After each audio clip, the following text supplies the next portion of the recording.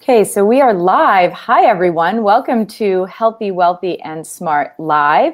If you happen to be watching live, I would love for you to write down where you're watching from and who you are so that we can see it in the chat.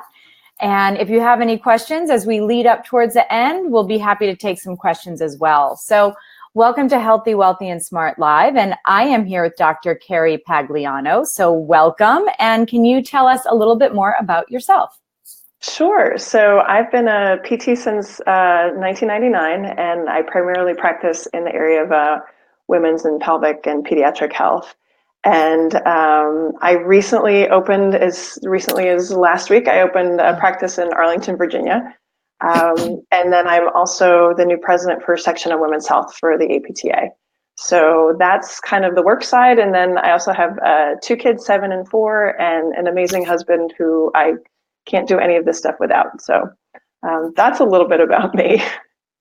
So huge, obviously, changes and shifts in your career in the past month, I would say. And, Yes. you know, as everyone knows, yesterday was International Women's Day. So in honor of that, I'd like to talk a little bit about what it's like being a woman, being a mom in the workplace, owning your own business, being in a leadership position within the APTA. And just so people know, when you're in these leadership positions, it takes up time. And we'll talk a little bit about that. And it's not like it's a volunteer position. Yeah. You know, you are volunteering. Labor of love. Yes, to be part of this position. And I think that's another thing people need to remember when they look at the American Physical Therapy Association and all the people in it. The majority of them are volunteer or volunteers that are just there to kind of make everyone's experience as a physical therapist in the United States better. So let's talk about what it's like being a mom, being a very new business owner, and being part of the leadership within the Section on Women's Health. So how do you do it? I'll just throw it over to you now. I'm tired now that you said all that. It's funny. I was thinking about this a little bit this morning, and I think when you actually start to write it down, it does get a little bit scary, but it's kind of, this is just what normal life has become. And you know, you don't wake up one morning in PT school and say, hey, I want to be president. I want to own my own business. I want to have kids. I want to do all this stuff. For me, it's just been kind of a natural progression. And thinking about, International Women's Day yesterday, I was talking to a friend of mine who's a PT. She does PRN work. And I said, well, you know, are you a member? And she's like, well, you know, I'm just PRN, and I made a decision to do the mom thing. And I'm like, that's still kind of amazing. So we have so many ways in our profession in which women, and specifically moms, can choose to be a part depending on where they are in, you know, their family development and whatnot. But there's still so much that, you know, just the PRN mom PT has to offer to those newer physical therapists. And so one of the things I was really thinking about yesterday was, regardless of where we are in our career and family life cycle, we have a lot to offer. And thinking I'm just this or I'm just that, we need to own up to the fact that, you know, we still run the home. We you know, get the kids off to school, although this morning was not pretty. We get our patients taken care of. We do all these things, and it's just kind of what normal is. So taking a second yesterday and just kind of celebrating that a little bit, and how amazing women are, especially in our field that's, you know, I think predominantly female. That was actually kind of special yesterday, to stop and think for a second, hey, we do a lot of stuff here. So. Yeah, and I think, you know, the word just is sort of like a nasty four-letter word, the J word. Yes. So many women say that. Well, oh, you know, I'm just PRN, or, oh, I just do this. Or I remember when people used to ask about this podcast, like, oh, I just do it on the side. And so it kind of minimizes what you do. So is that something that you used to do? Do you still do it? And do you have any advice on how to overcome that feeling of, well, I'm just? Sure. I mean, my background, I just, here's the just again. I left working in a large hospital system, and I worked there for 10 years. I started working there prior to my kids, and actually started building a residency program while I was pregnant with my oldest.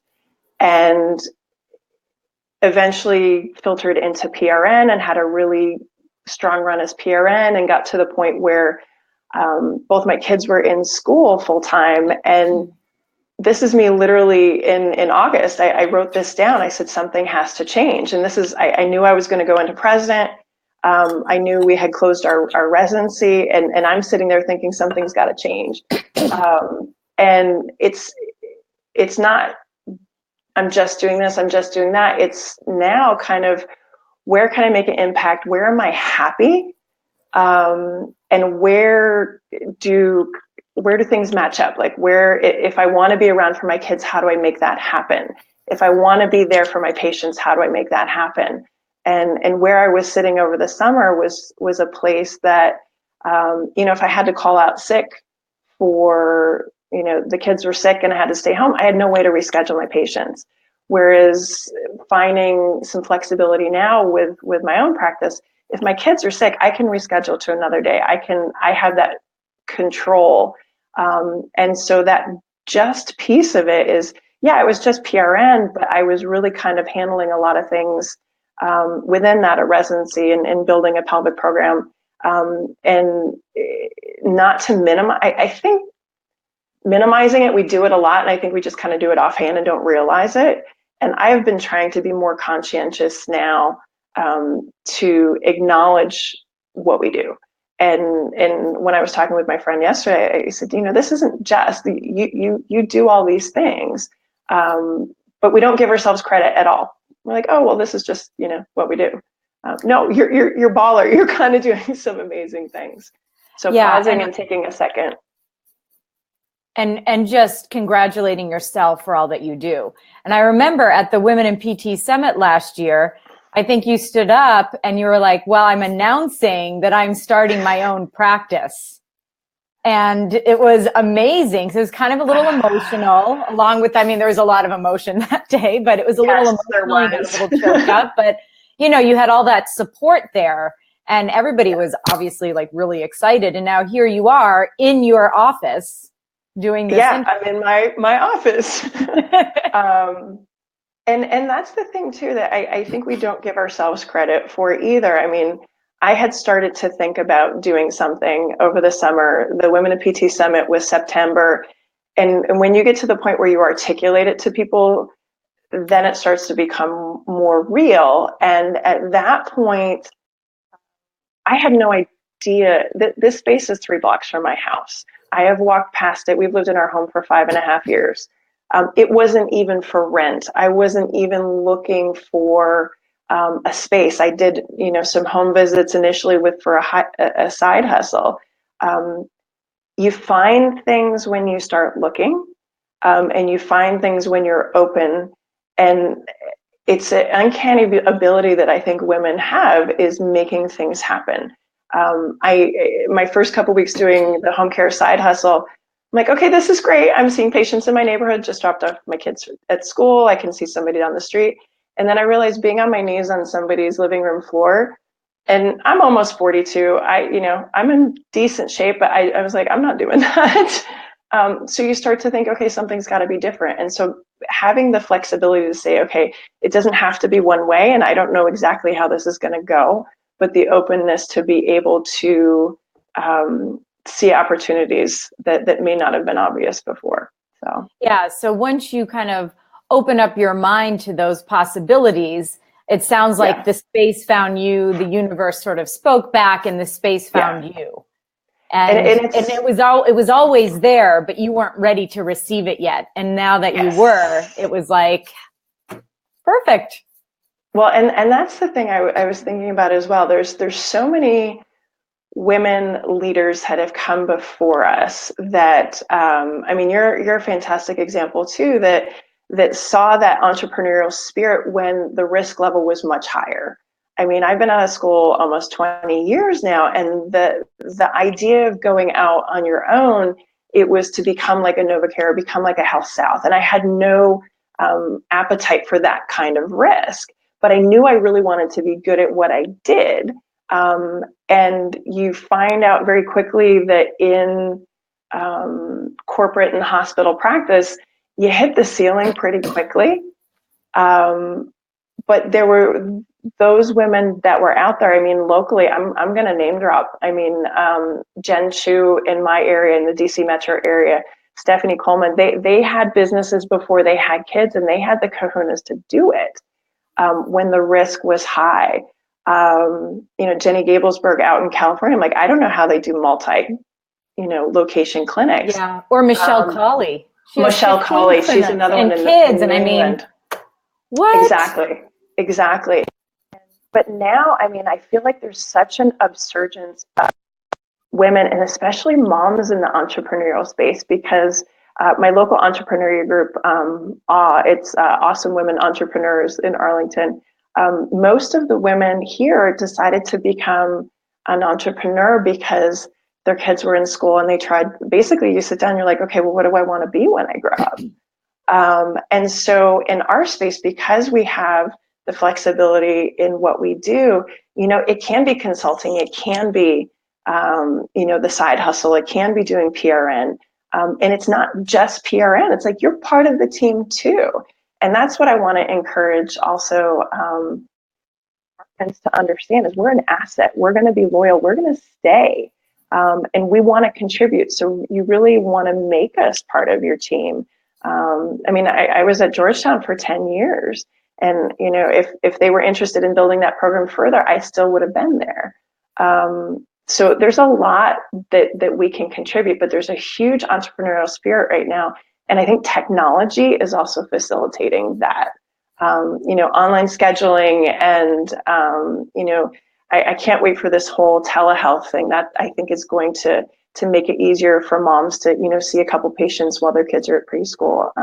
I just feel like now's a really good time, and women are owning that space to say, hey, there's other women out there who need this from a patient side. I'm happy to be there as an advocate for them on the professional side. And one thing I want to kind of circle back on that you had said during that talk there is that you have an entrepreneurial group that you're a part of. Yep. Can you talk a little bit more about that? Because I doubt it's just all PTs. No, it's not. I'm actually one of two. So, and this is the thing too, when you're scared about going into this, listen to every podcast that you can. And of course, all the side hustles you did, like, okay, find these other people. And I literally Googled, I don't know, women entrepreneurs, and I'm super lucky in Arlington. So AW originally was Arlington Women Entrepreneurs, and it's now branched out in the DC metro area. So they just made it Awesome Women Entrepreneurs. And we get together, and what's really nice about it is we all have similar pain points. Like everybody knows what it's like to have that first. So the first meeting I went to was even before I'd started my home business. And I said, I'm just trying to figure out what to do and to do it right. And so they would have a speaker come in, and then at the end, everybody goes around and does their 1 minute elevator pitch. I'm like, I don't have one. And hi, I'm Carrie. I'm a physical therapist. I am going to start a practice, and I have no idea what I'm doing. And like, that's my elevator pitch. That's not a bad elevator pitch when you're in a group of entrepreneurs, because then guess what? Everybody has a hand raised to tell you how they can help you. Yes.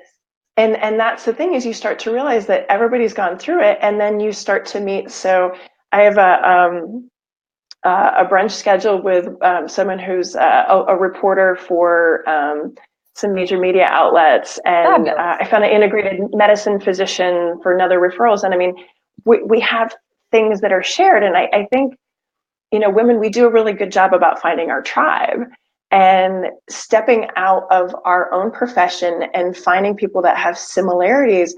I mean, that's what I do with my patients as well. I mean, doing pelvic health, in the first 2 minutes, you've got to get trust pretty quickly.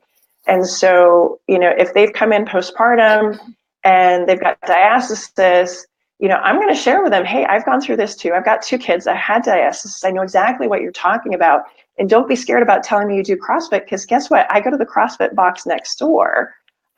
It's establishing that trust and that rapport and that tribe mentality. And there's so many different ways to do it. So I'm going to look at making like a local women PT one, because there's so many of us around here that are building that.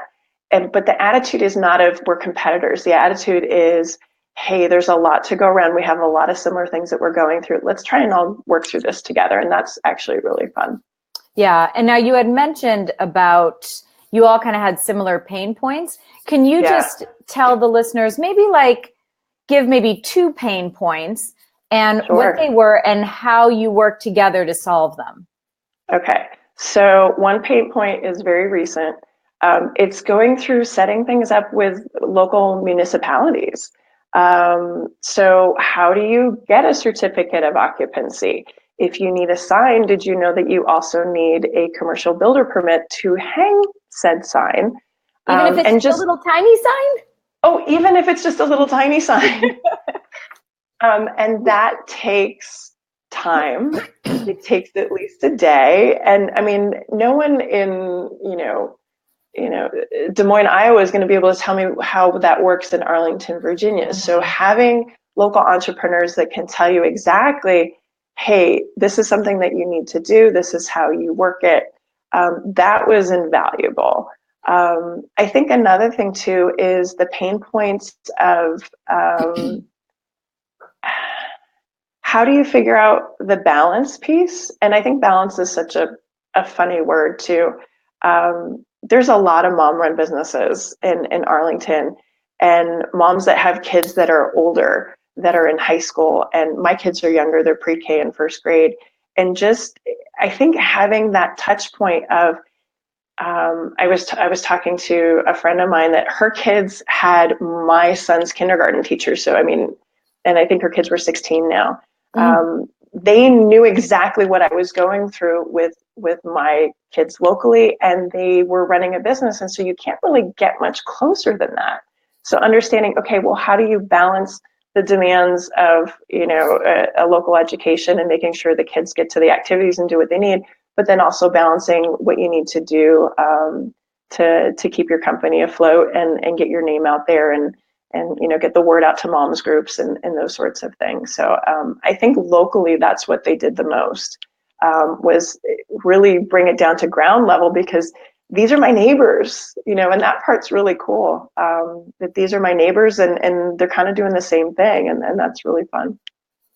Very cool. Yeah, I think those are some great pain points that a lot of people can relate to. And hi, everyone joining us, Alex, Jennifer. And earlier, Jennifer said, so true, I learned so much from the quote unquote, PRN moms. Yeah. So, they are a treasure trove of information, let me tell you. Exactly. So now you alluded a little bit to work-life, we'll say balance, but I think there's no such thing. I think it was Michelle Colley. Is she the one who said work-life integration or work-life? I can't remember what she said. It was something around those terms, at the Women in PT Summit, but it was something like that. So now that you've got your own business, you've got 2 young children, and you're the president of the section on women's health for the APTA. Now, I mean, I'm on the nominating committee for the private practice section, which is nowhere even near the amount of work that I see the private practice board doing. Yeah. So how do you feel like because this is all new. So do you have a game plan to be able to integrate this into your life and into your lifestyle?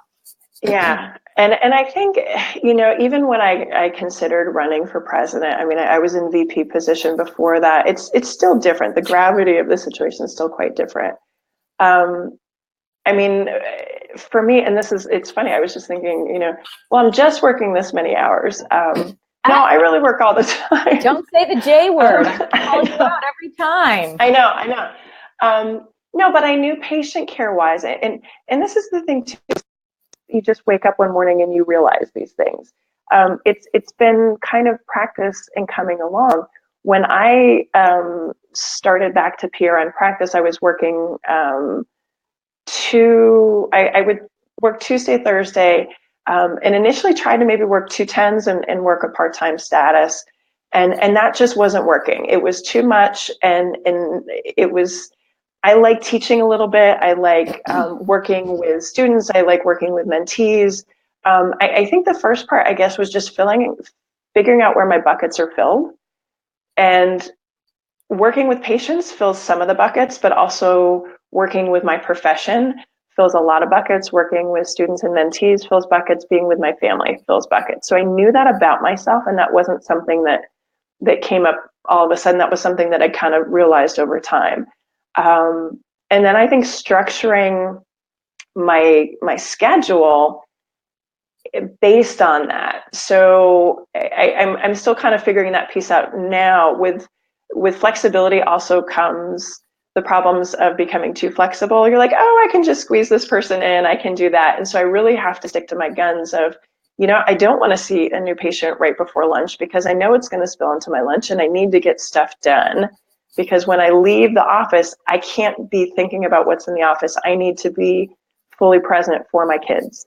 And same thing with the president stuff. I mean, we're super fortunate. We have an amazing board right now. We have an amazing new executive director that really just lets us work to our strengths. And I think if it weren't for that, I would be much more tentative about incorporating that piece. Where we've come with the section of women's health is really allowing the board to govern instead of trying to figure out how to run $1 million nonprofit, which I don't know how to do, by the way. But allowing me to use my skill set and the rest of the board to use our skill set to move our membership forward. So I guess the summary piece is really being honest with what I wanted and then making sure that this stuff fit in. And I do teaching too, by the way. I'm adjunct at Marymount University, but it's a mile down the road. My chair lives a couple blocks. A lot of the students end up becoming our babysitters. Like it's one-stop shopping for a lot of different things. So it's making sure that it serves you and serves your family and whatnot. So.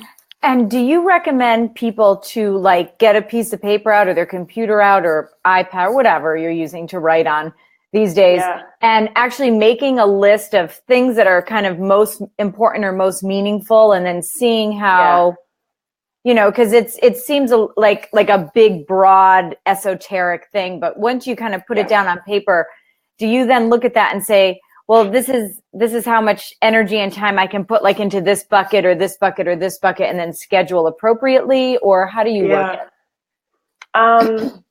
I mean, earlier in my career, and again, I guess that set me up. I mean, I would love to say that I've calculated this. I'm just unfortunately not that bright, and it's been kind of a slow progression and understanding of myself. But I used to say yes to just about everything because everything sounded cool. And then the last couple of years, I've had the year of the educated no, the year of the educated yes. And then really this summer, I'm that person. I need to write stuff down. And of course, there's all these planners and stuff now, the 5-year planners of what's your purpose? I have no idea. I mean, that's kind of a big question. And I'm that person that I need to set myself up to succeed and find something that I can do. And that'll kind of help fill in the gaps till I get to the bigger question of what's my purpose. Like maybe on my deathbed, I'll figure that one out. But, I knew something needed. I think you can figure it out. I think if you worked through it, you would. I mean, you know what your purpose is as the president of the section on women's health. You just said it. Sure. Yeah. And you know what that part. Yeah. And I think your purpose in overall being on the planet. That's how I was interpreting that. I was like, that one I don't know. Yeah. I think you're looking at like, what is your purpose? Opening your own business, that's part of your brand. So what is the purpose? What is your promise to your customers? And then what makes you different? How do you stand out?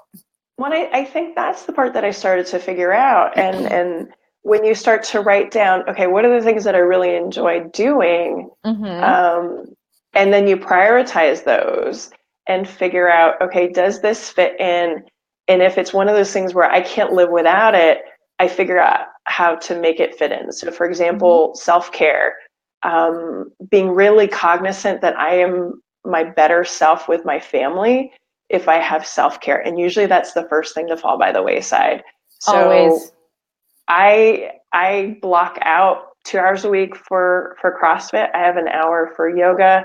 I've got to figure out when the weather gets a little more back in, but those are non-negotiables for me. So I kind of started with that, and then um, it's funny how those non-negotiables start to turn into things that fill up the rest of your life. So my CrossFit box happens to be on the other side of the fence from my office, so that serves me in a couple of different ways.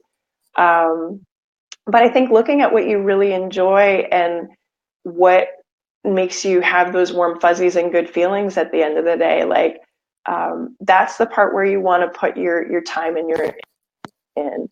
Um, and you know, really kind of being on my own, I've really tried to reflect at the end of the day, like, is this all worth it? Because it's obviously a really steep climb in the first part.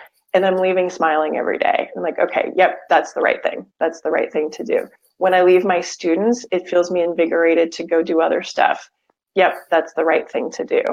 Um, that working with our board on the section on women's health, I feel like I'm able to be in touch for up and coming therapists and show people that we can be involved even if we're just working that part-time job. There's a place for us, there's stuff for us to give. So until way, as long as I kind of keep it in those simple categories, it makes it doable. That's great. And I think that's great advice for anyone listening if they're feeling a little overwhelmed or they're feeling like they're adjust.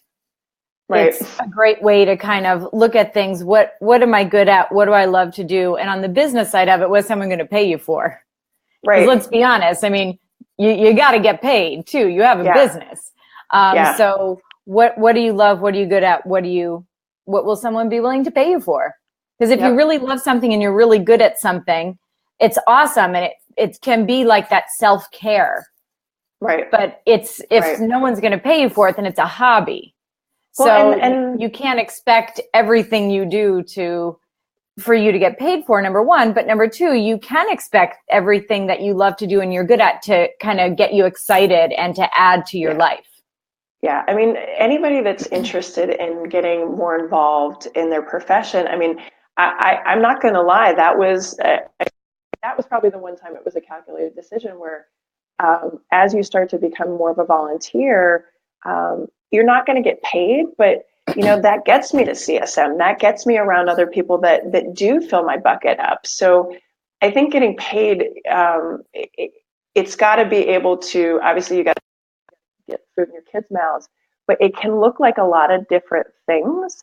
And getting yourself in those situations can also pay off later on too. Absolutely. And you can end up meeting people that open up opportunities for other things. So I think 100%. just looking at, did I get a check, for this? It's a little short-sighted. I think if you start to be open about what that payoff looks like, then all of a sudden you've got, I think, a lot more options of things to do. So for sure. Yeah, because like scaling a business and scaling your I guess you could say scaling your business, scaling your involvement in let's say, for example, the APTA in some way. Right. The return on investment may not be immediate, and scaling doesn't mean bringing in more money. Scaling can be opening up your network. Scaling can be traveling to speak somewhere or, having, like you said, other opportunities open up down the road because you never know. So I think oftentimes when people think, scaling your business, it means raising your rates, hire more people, do this, do that. Right. When in fact, a scale of a business can be, it's still just you, but now your world is open to so many other opportunities and that's scalable. Exactly.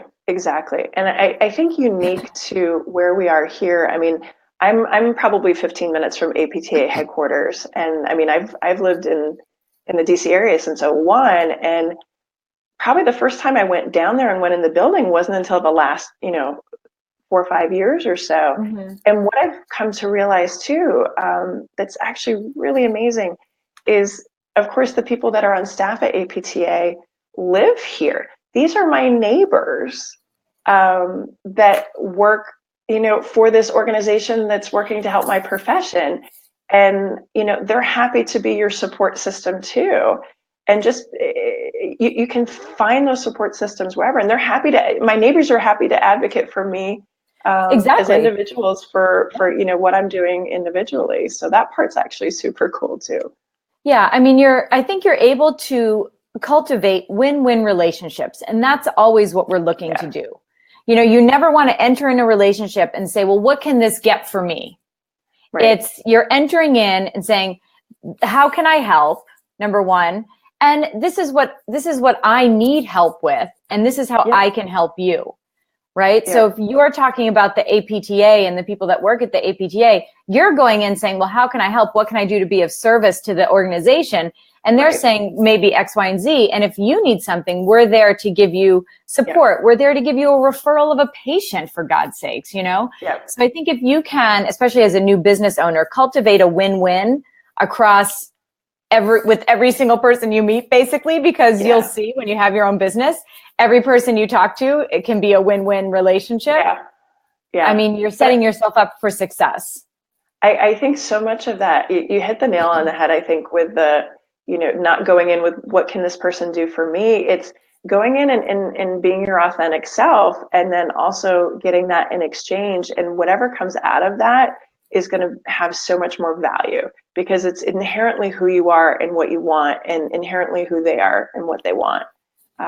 And so that part, I think you really form those lovely, authentic relationships that can be really something much bigger. Yeah, and very special as well. Hi, Howie. Yeah. Howie Barrett says hi. Hi, Howie. And Carrie, hello. There are so many different ways to run a business, to raise a family, to work, to teach, to do all of those things as a woman, as a mom, and as a business owner. And I think that you are setting yourself up in a really, really good position.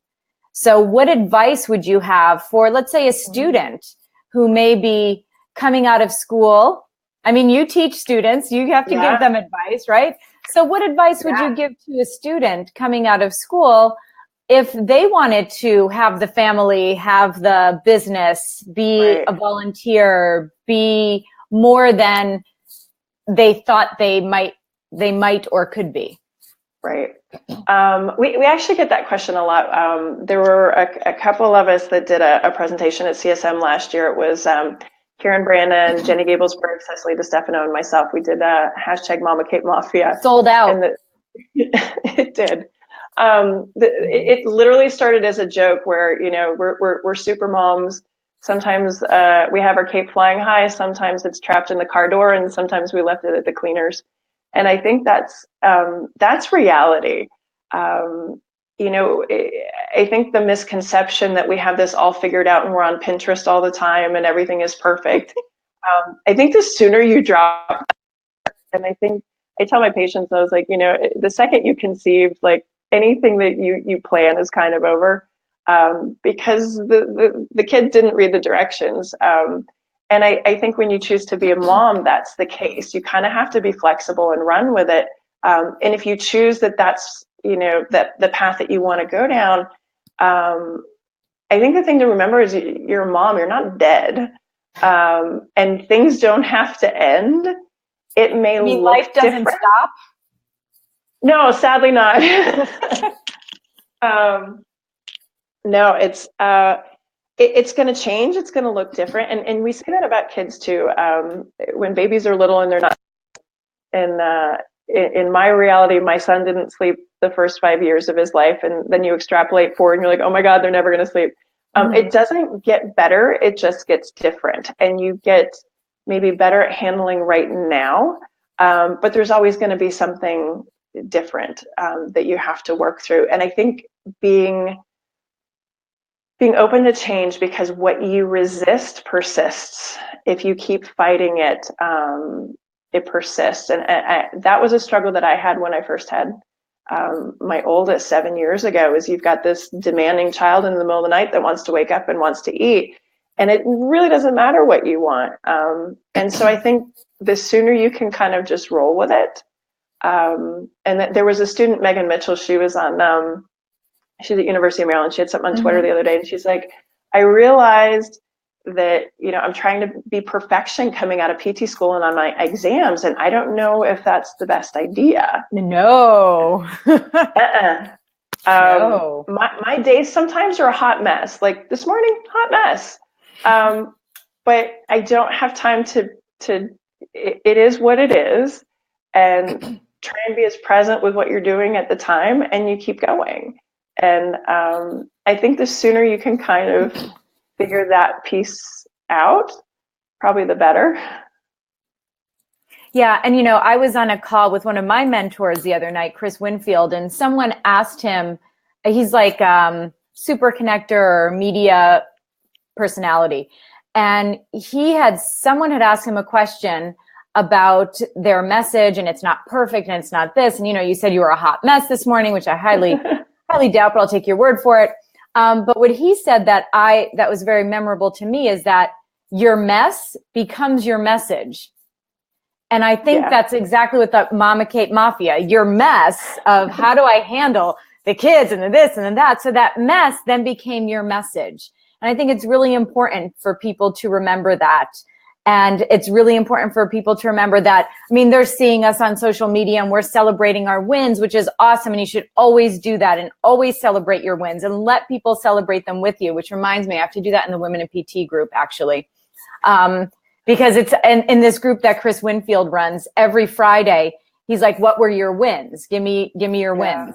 And then when you write them out, you're like, well, I did more than I thought I was going to do this week. And then, so these are your wins this week. What are your plans for next week? So it keeps you accountable, but also allows you to look back and say, oh my God, look at all I did this week. And some of the wins could be like, I don't know, I cleaned my apartment, or it doesn't have to be grand wins. It's not like you won the Nobel Prize or anything. And if you did, awesome. Right. But I think it's important to look back at those wins in the week and where you're going to go.